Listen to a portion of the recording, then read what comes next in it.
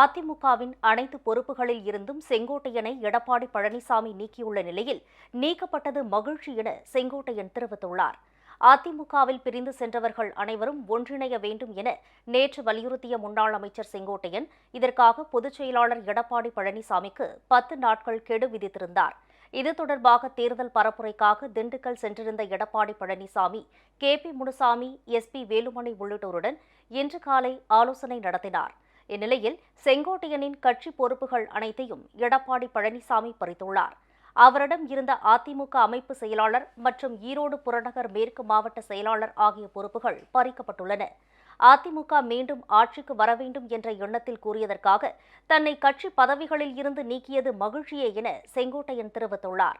தர்மம் தழைக்க வேண்டும் என்று நினைத்ததாகவும் பதவிகளை பறித்ததால் வேதனையில்லை என்றும் அவர் கூறியுள்ளார்.